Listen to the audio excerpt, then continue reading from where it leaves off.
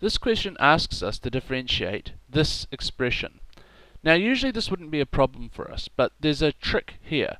This angle, x, is not given in radians like we're used to, it's given instead in degrees. Now you may be tempted to just go ahead and differentiate this the way that you want to, just treat it like a radian, but truth be told, it won't work. Differentiating in degrees and differentiating in radians are two very different things.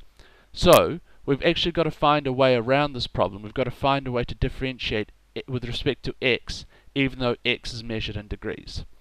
So there's two ways we can do this. The first way is that we could come up with another function that converts x into radians and then use the chain rule to differentiate that. But there's a slightly easier way. I can just go ahead and write my angle here in radians, do the conversion in one step. So if you recall, if I have an angle theta, where theta is measured in degrees, this is equivalent to pi theta degrees over 180 degrees. And the unit on this side will now be radians. Now it's not to say that these two are the same. They can't be the same, right? This one's measured in degrees, this one's measured in radians. But they are the same angle. Like if you have the one angle, these are two different measurements for that one angle. So they're equivalent in a way. So what are we going to do?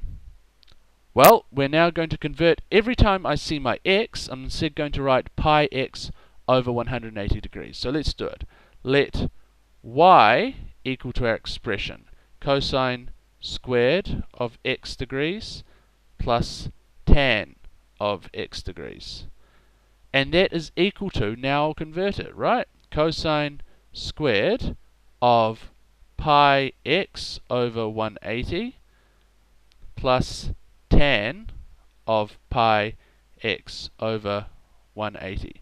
Now, instead of having to deal with degrees the whole time, I'm back in a unit I'm comfortable with. I'm back in radians, and I know already how to differentiate this. So let's find it. Let's find dy by dx. Well, cosine squared, this is a chain rule. The 2 comes down the front. Cosine, keep the inside the same, over 180.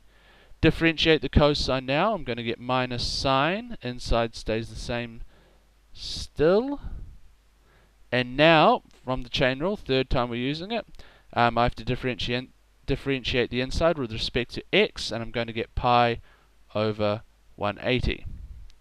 Plus, from here, differentiate tangent, I get secant squared, so sec squared. Keep the argument the same, pi x over 180, and now differentiate the bit on the inside, the argument, and I'm going to get pi over 180. Awesome. So if you look, you'll notice that here and here we've got this expression in common. So I'm going to drag that out the front, and what do I get? I get pi over 180 negative 2 cosine pi x upon 180 sine pi x upon 180 plus secant squared pi x upon 180. Right. Well, what can I do with this? I can do a couple of things. The first thing I'm going to do is I'm going to change this expression back. I'm going to simplify. I will simplify this expression here, because I know that sine 2x is equal to 2 sine x cosine x.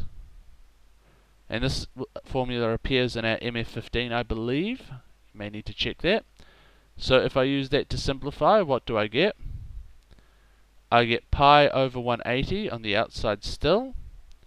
And then on the inside, I'm going to get, let's keep it looking nice. Let's bring the positive secant squared.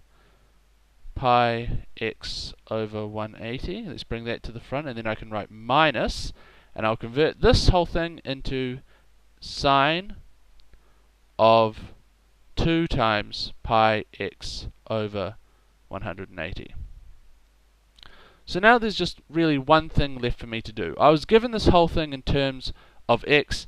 This argument looks a little messy, so let's change this. That looks almost the same color. Let's use something a bit easier to distinguish. Let's change this and this back into x degrees. So my final answer will be pi over 180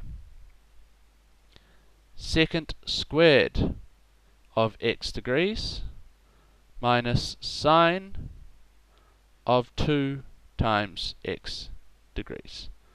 And I am finished.